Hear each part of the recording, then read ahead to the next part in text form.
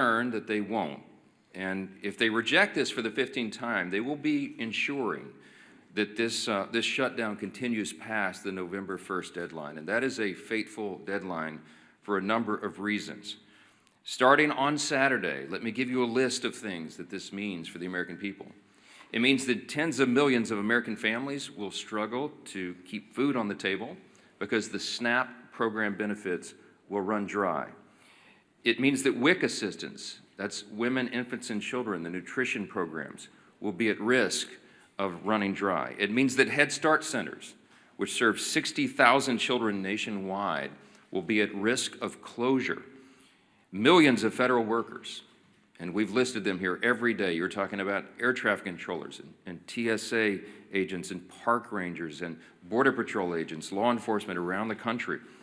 The stewards of our nuclear arsenal will miss their paychecks. Thousands of flights, by result, will be canceled or delayed, while our borders and national security will be directly jeopardized at a very dangerous moment in world history.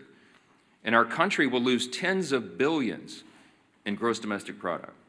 With each passing day, the pain gets more real, and the Democrats are guaranteeing when they vote to reject our clean funding resolution. We expect they will do that again today for the 15th time. They are showing no shame whatsoever in their actions.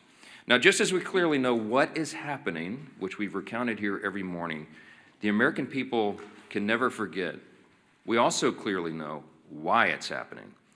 And I brought a few friends. We brought some colleagues here from the state of New York and New York City to share with you about some of what's going on here. Back in March, this is very clear what happened. Let me summarize very briefly as I can. Back in March, Chuck Schumer voted for the clean CR, the same measure that's on the floor now. He did the right thing, and he went on the floor of the Senate, and he gave an impassioned speech of why we could never inflict all this pain on the American people. He meant it from his heart, and he was consistent in what he had done over his 44 years in Congress, always voting to fund the government.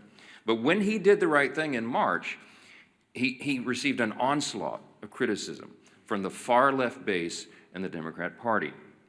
He almost lost his job. Many of you wrote about it. He was in jeopardy of not winning his next re-election. That's how serious it was. So Chuck Schumer got a bunch of consultants and staff in a back room, and they concocted a plan, a political stunt. And they determined right then that the next time there was a funding measure, no matter how meritorious and no matter how much it would cause pain to the American people, that he would vote against it. He would show a fight to President Trump so he could save his political skin. It's exactly what happened. He did this so he could prove to his base that he's showing a fight. And as a result of this charade, he has brought the Democrats to their lowest point in decades. Literally, the Democratic Party has its lowest approval rating. Democrats in Congress have their lowest approval rating ever in the history of polling. The labor unions, working class Americans, independents are fleeing his party. And they are coming to the party of common sense because they see us here trying to solve these problems. They see us here voting over and over and over to fund the government and give them their paychecks. And they see the Democrats dug in against it. And now Chuck Schumer is desperately trying to cling to power. Unfortunately, when you make decisions out of fear and political desperation, you have already lost control. And the new power center in the Democrat Party is one that should frighten every common-sense American. The radical socialist wing is rising. It is led by people like AOC and Bernie Sanders. Hakeem Jeffries and Chuck Schumer know this. They're smart politicians in that way. They can feel the political winds, and they know that they have to continue to act belligerently in order to gain the favor of the far left. It's their own political survival that they had put in front of the needs of the entire country. Let me say that again. The Democrat leaders in the Senate and the House have put their own political survival in front of the needs of the American people. Exhibit A is Zoran Mamdani. New York City, America's largest city, the cradle of capitalism that has always been, is facing a real crisis right now. They've got a 34-year-old, unproven, untested socialist who looks to be the next mayor. He may well be elected. Mamdani winning New York City would be the biggest win for the Marxists, the socialists, in the history of this country. We have, to this point, in nearly 250 years, been able to hold off those kinds of ideas. We've been able to cling to the foundational principles of America, the ideas of individual freedom and limited government and the rule of law and peace through strength and fiscal responsibility and free markets and human dignity. All those things are in jeopardy when the Marxists take over. And it's the clearest sign yet that the Democrats' radical Marxist wing is winning the battle for control of their party. Look at where the energy is. This should be alarming to everyone around the country. Mamdani has, of course, called to defund the police, to abolish all prisons, to legalize prostitution. He lambasted the New York PD, New York Police Department as a racist system. And you might have seen, if you in the media are covering this, but there was a new video uncovered from 2023, just 2 years ago, and he said, quote, "We have to be clear, when the boot of the NYPD is on your neck, it's been laced by the IDF. Look, it's a unique talent to merge one's loathing for American law enforcement with their loathing for the Jewish people. But this guy's, he's managed to do it. New York is just the tip of the iceberg. It's not isolated to America's largest city. It's other cities as well. Look at Seattle, where the leading candidate for mayor is an open socialist. Look at Minneapolis, where the sitting socialist mayor is facing a challenge from his left flank. And look here in Congress, where we have our own wing of Marxist acolytes serving here. Amazingly, the media is criticizing Republicans for fixating on Mamdani. I read some of that yesterday. This socialist uprising is something that we have a responsibility to call out and sound the alarms. That's what elected representatives of the people are supposed to do, and we take that responsibility seriously. And obviously, Mamdani is a big issue here in the halls of Congress. Why? Because the second highest ranked Democrat in the country, Leader Jeffries, endorsed him. They're making Mamdani a mainstream Democrat now, and this party has left the people. Of course, the press wants us to ignore Mamdani. Here it's an embarrassment because most of the press is on the side of the Democrats. They don't want us to talk about that, but we have to.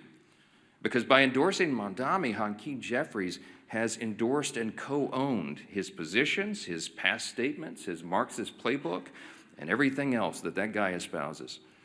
And so too does every single House Democrat who will be inviting their leader, Jeffries, to their campaigns and to their districts next year.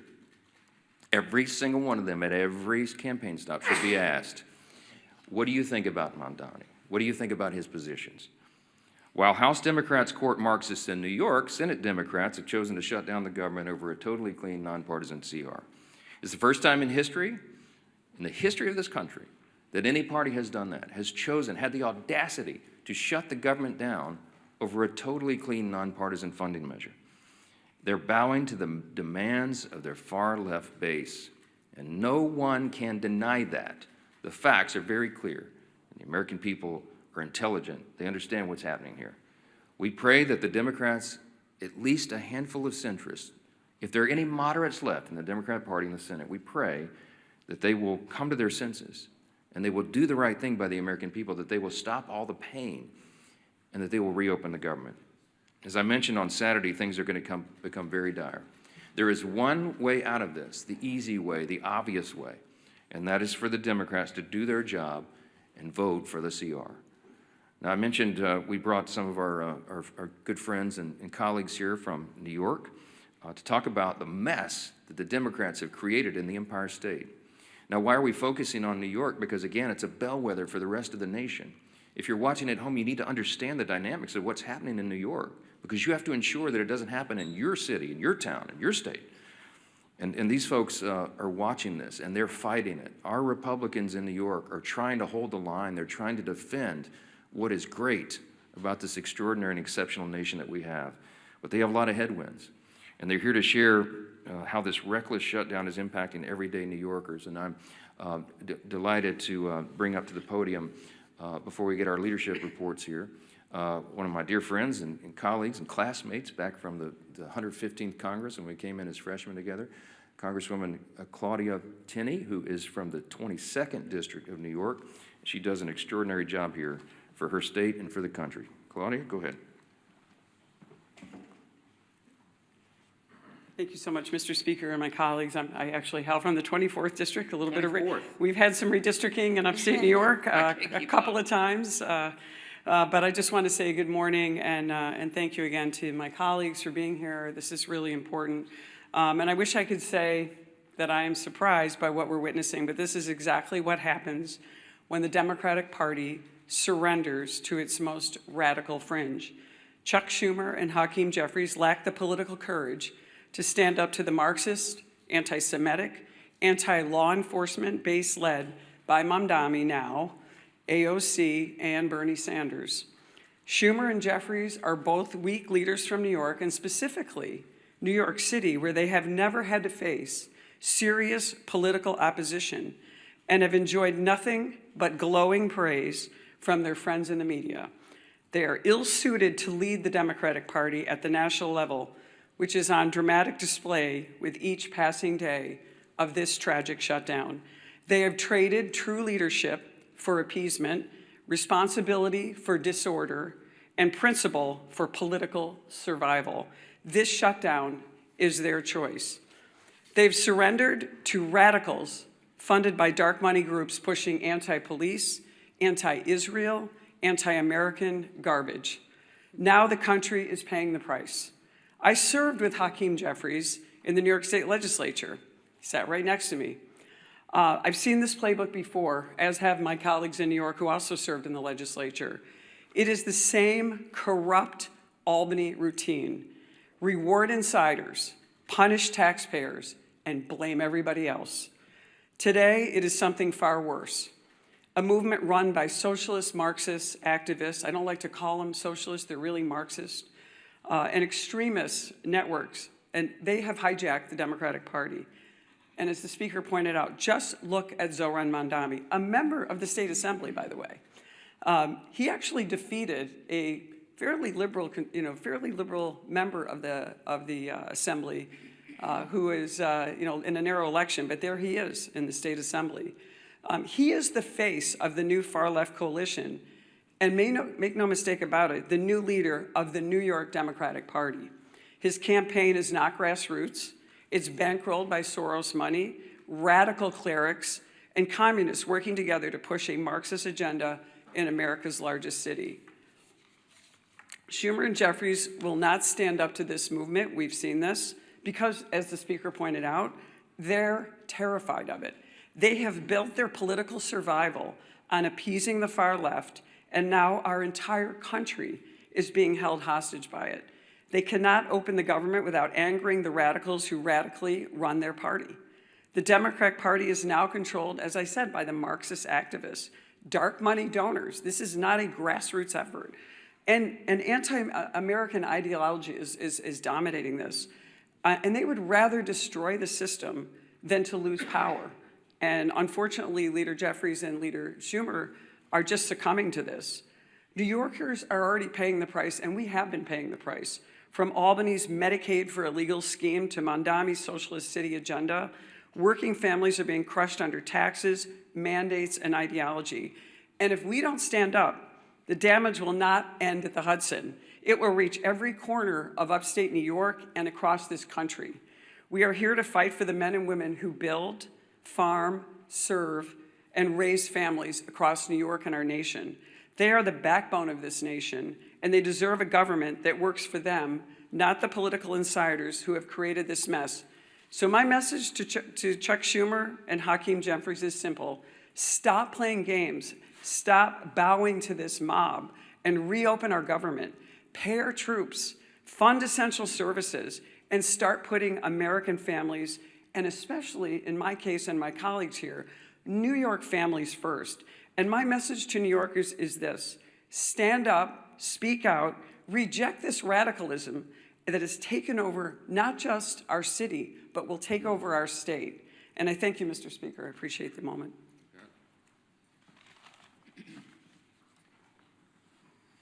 Well, thank you, Claudia, and my other colleagues from New York for coming. And it's so sad to see what's happened to that great state of New York. But if you go back to November, when President Trump won an overwhelming victory to come back as president, defeating Kamala Harris, winning every one of the 7 swing states. In those months after, what you saw was this internal conflict within the Democrat Party. Who is the head of the Democrat Party? You heard it over and over. Some people are trying to raise their hand.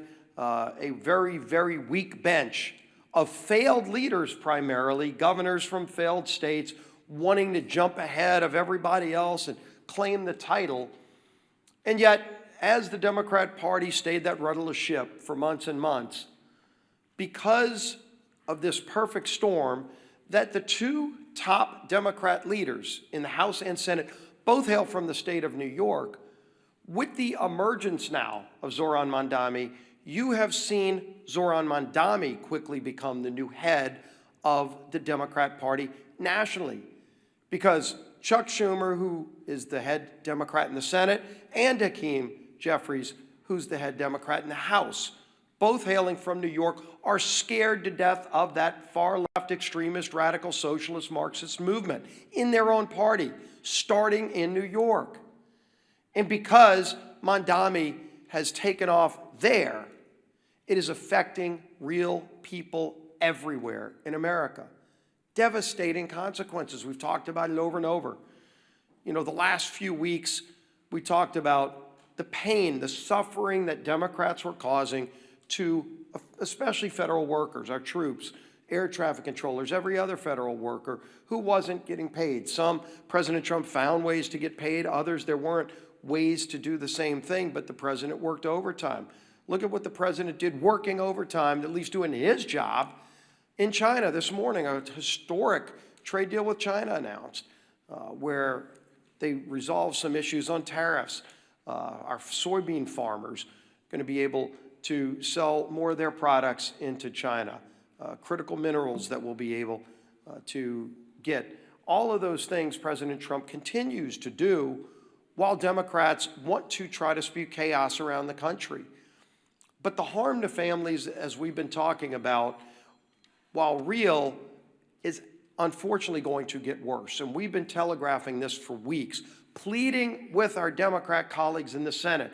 Just five Democrats need to get the courage to end the shutdown. And only they can do it. They know that. And what are those consequences? We've been talking for weeks.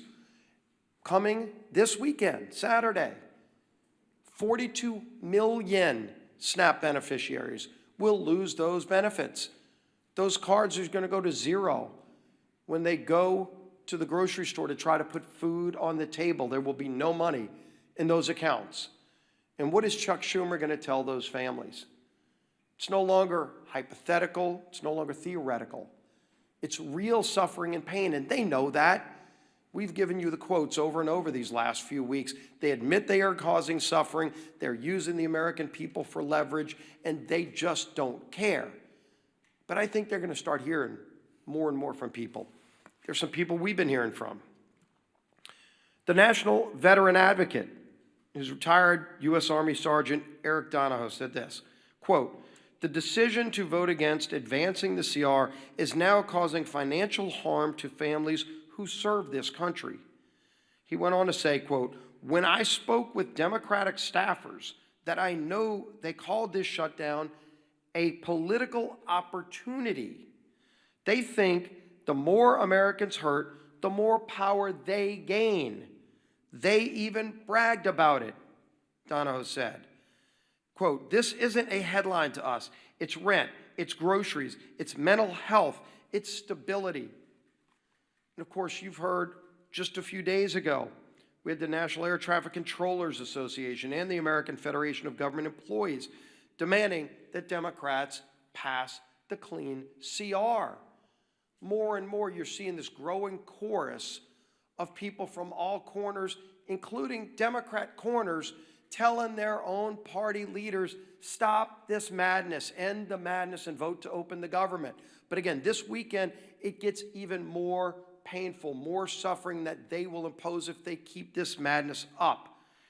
And so I'm going to try to find 5 Democrat senators. It's all we need is 5. So let's start with John Ossoff in Georgia.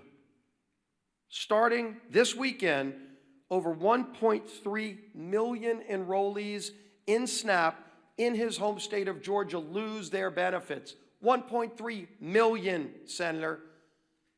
What are you going to tell those families if you vote no today? If you vote to take their food away this weekend? That's what your vote means today. 109,000 federal workers in his state of Georgia. Of course, the largest airport in America is in his home state of Georgia, and they're already experiencing flight delays in Atlanta. 231,000 women, infant, and children will lose their benefits in Senator Ossoff's home state of Georgia if he votes no today. Think about them when you're casting that vote. Senator Warner in Virginia, 825,000 SNAP enrollees in his home state of Virginia. 189,000 federal workers. Don't come up here and give some speech lamenting about the hardships those people are facing when you're the one voting to impose those hardships. You can stop that today by voting yes. 107,000 women, infant, and children will lose their benefits in Virginia if Senator Warner votes no. Tina Smith in Minnesota, 452,000 enrollees in the SNAP program, 33,000 federal workers, and 101,000 women, infant, and children in Minnesota will lose their benefits if Tina Smith votes no today. Gary Peters in Michigan, over 1.4 million enrollees in SNAP. No food stamp benefits this weekend to 1.4 million Michiganders. 56,000 federal workers, 189,000 women, infant, and children will go without food this weekend in Michigan if Senator Peters votes no. Senator Sheehan in New Hampshire, 76,000 enrollees in SNAP, 9,000 federal workers, and 12,000 women, infant, and children will go hungry in New Hampshire if Senator Sheehan votes no. I could go on with more and more of these. All we need is 5. That's 5 right there. If they get the courage, they don't have to impose that pain on families. But the only way this suffering is prevented is if they come to their senses and vote yes. We all know the math. We all know what's needed. But it's not just math. It's millions and millions of families across this country that will truly suffer and go without food if they vote no today. It's a straightforward vote. We've all voted yes and passed it through the House over a month ago. End the madness and pass this bill. Our whip, Tom Emmer.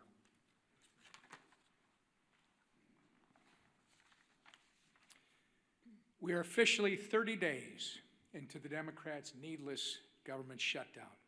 30 days that millions of federal workers have gone without a paycheck. 30 days that critical telehealth services and in-home hospital care programs have been put on pause for the vulnerable Americans who need it most. 30 days that our national security has been put at risk due to staffing shortages. Not to mention the SNAP benefits that you've heard our leader go through in detail that will be cut off for more than 40 million low-income Americans if the Democrats fail to reopen the government before Saturday. It's been 30 days of pure obstruction from Democrat lawmakers who care more about appeasing the radical Mamdani and Omar Fata wing of their party than reopening the government for the people they were elected to serve.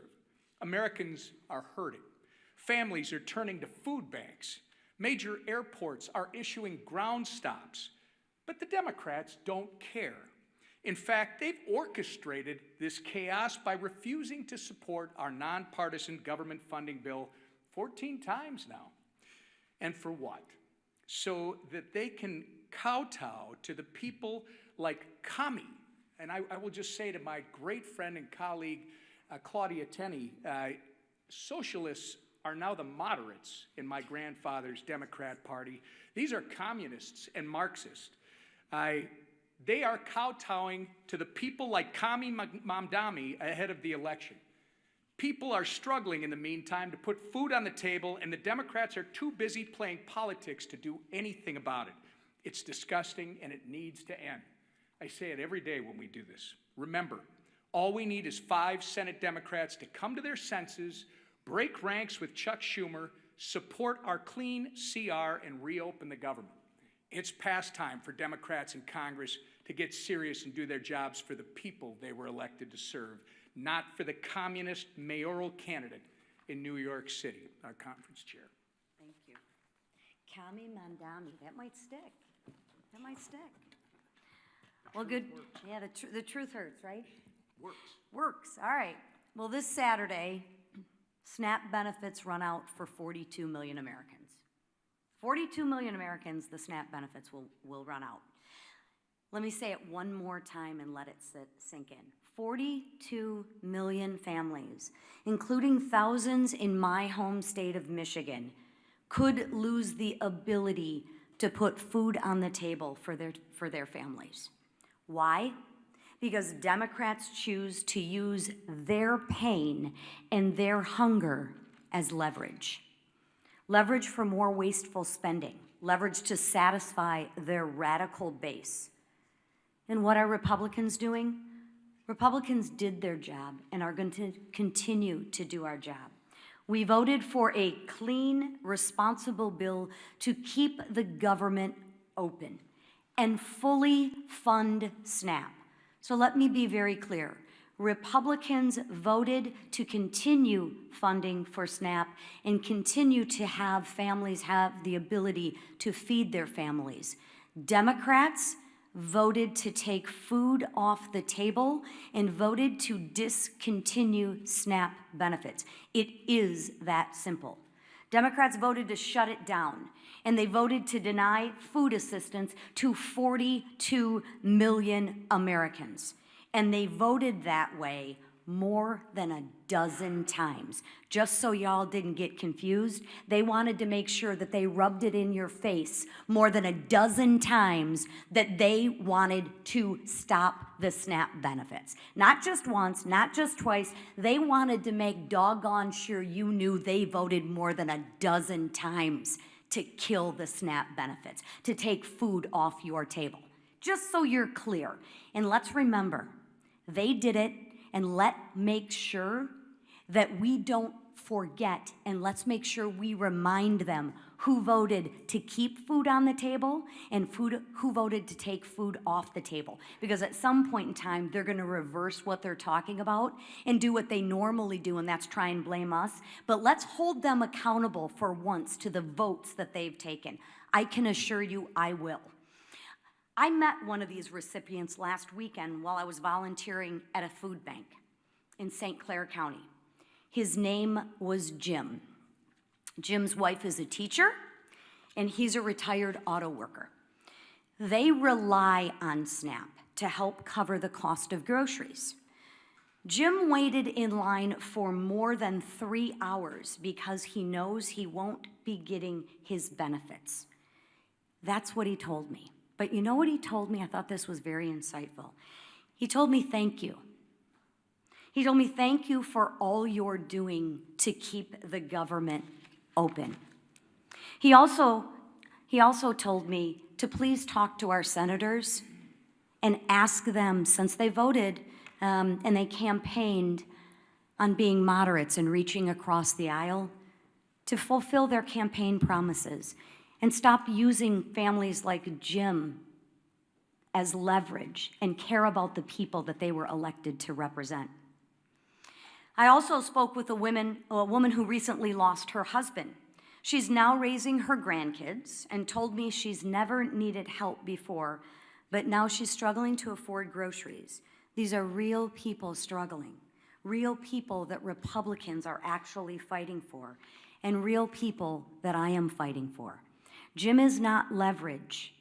Jim is a person with a family to feed.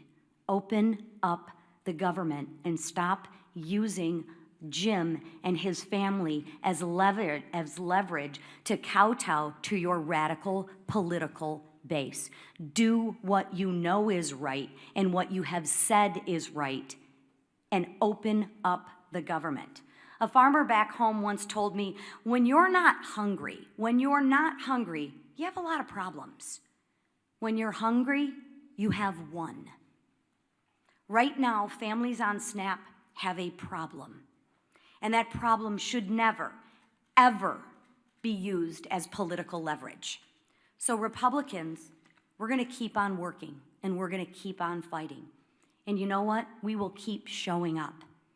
And while we keep demanding that Democrats stop using suffering Americans as pawns in their political games, I implore my two senators, do what you said you were gonna do. Do what you said that you are. You've reached across the aisle.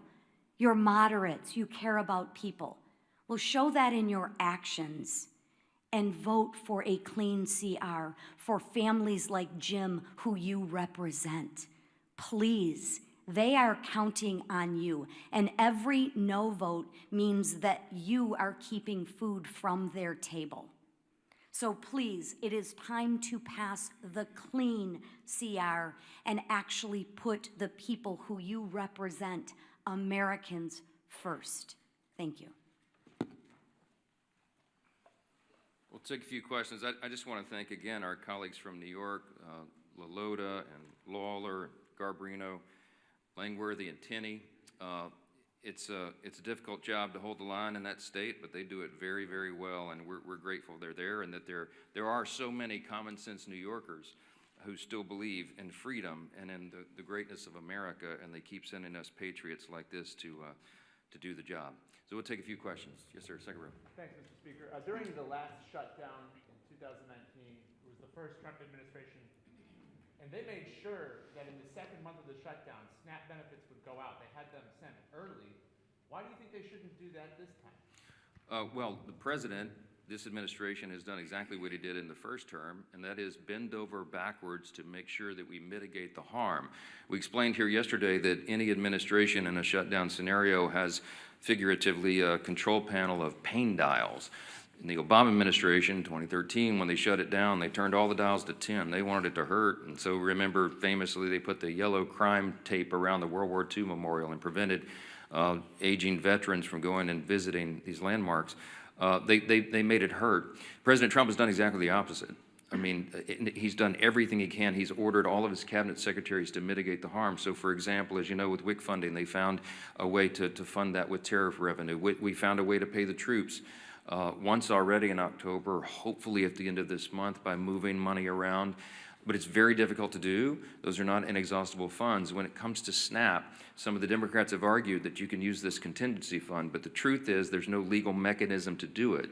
Unlike with WIC funding that was attached to a 1930s era statute that was related to tariff funds because it was related to nutrition and food coming over the border, there's no such legal avenue to give SNAP funding now. It doesn't exist. The problem is the contingency and the authority to do that was voted down in the CR when the Democrats themselves did it. So the president has lamented this. He has informed USDA and everybody. Do as best you can, but the money doesn't exist to do it. The simplest way to end the pain and the simplest way to make this stop is for the Democrats to do the obvious and right thing and vote for the nonpartisan funding measure so that we can turn everything back on. Then we will get back here, and then we will debate all these other extraneous issues. But right now, the first job of the government is to keep it in operation and take care of the people who depend upon all these services we've articulated today. It's nonsense, and it has to end, and you should be asking them the tough questions, why they're willing to inflict this pain on the people for their partisan political purposes.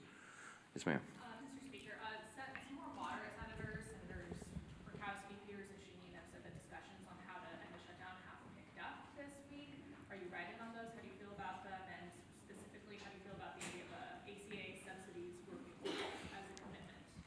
ACA subsidy working group? Look, I'm not surprised that the conversations are turning up in earnest. I mean, when you're talking about the handful of centrists and moderates that are there, they feel the pressure of this. You have all the major unions now coming out, as we've noted, demanding that they do the right thing and get the paychecks flowing again. You have flights being delayed and canceled. It harms people on their nutrition and their food and everything else. And so this is not a surprise to us. We welcome them doing the right thing, but again, we don't have anything to negotiate because we didn't put any partisan Republican priorities on the CR at all. I don't have anything I can pull off of it to make it more palatable for them. So our urge and our plea to them is just do the darn right thing and open the government. And then we'll figure all the rest of these things out. We were always scheduled. We were always planning to have the debate about the COVID-era subsidies and all these other issues in October, November, December. The COVID-era subsidies don't expire until the end of December. There are all sorts of discussions going on about that, all kinds of ideas. I could give you dozens of them that have been collected just in the House Republican Conference. There needs to be massive reform. There need to be income caps. There needs to be the elimination of fraud, waste, and abuse in that program, which we think is rife in it, and many other things. So there's informal working groups going on as we speak. There's discussions being had amongst all the members. But we've got to get the lights turned back on here and get the services provided to the people so that we can come here and do the rest of the legislative job. Yes, ma'am. Would you be willing to fund part of the government for the full year, as some of the senators are discussing, without a CR to open? These rifle shot bills that you keep hearing about deviates from the goal. We have one singular purpose, and that is to reopen and fund the entire government. The Democrats do not get to shut down the government and then make the decision on who's more important than the other and which little thing they want to fund to relieve their own political pain. We have one purpose, and that is turn this thing back on. And all those other efforts are deviations, and it's political games. They're trying to cover their own tails now because they know they have inflicted this pain. I'm going to remind you again 14 times. I bring my chart in every day. I'll bring it back tomorrow because I want everybody to remember. Republicans have voted 14 times to fund the government, and the Democrats have voted 14 times to close it. They are imposing the pain, and now they're feeling a little pain themselves because people are starting to let them hear about it. They better do the right thing. That's all we can say. Yes, ma'am. Mr. Speaker, you mentioned today that the Senate's going to vote for the 15th time, and the Democrats are supposed to. The Senate's actually not voting today on the CR to fund the government. Do you agree with Leader Thun's decision to let Democrats sit with this over the weekend? They're not voting today on the CR, so the SNAP benefits are going to lapse. They're not taking that vote today. Well, Leader Thune was pretty upset yesterday. We've all seen the video. You know, Mad John on the floor, and it's appropriate. When we come in here and do these briefings, I can empathize with them because we're happy warriors. I like to come in and have a good time in press conferences and tell you good news and all of that. But this feels very much like in my state, Louisiana is a hurricane state. It's like giving a briefing during a hurricane, a Cat 5 hurricane. Right before it hits shores. We put the sandbags around our homes and we board up the windows and we do everything we can to prepare, but we know the real pain is about to hit. And we feel helpless in doing anything about it. And that's the same emotion and that we feel here at the podium and when we're on the floor. And Leader Thune let them have it yesterday because they were trying to play games. And we're just fed up with it. He's a very even-tempered, calm guy. I mean, I try to maintain the same demeanor, but it's infuriating to us. I'm not going to second guess his decisions on when they schedule the votes each time, but he's probably about had it with their nonsense. And when they tell him and they thumb their nose at him and give him, and say other things that they like to drop the F-bomb now for fun, for emphasis apparently. When they tell him those things, he probably recognizes it's a futile effort. He realizes they're dug in, they don't care. They're more afraid of the Marxist, socialist, far left in the party than they are the harm that they're going to cause in the American people. That's a fact, and you need to make them try to refute that because they can't. I'm grateful again for our New York colleagues for holding their ground and standing guard as they do and for being here. Thank you all so much.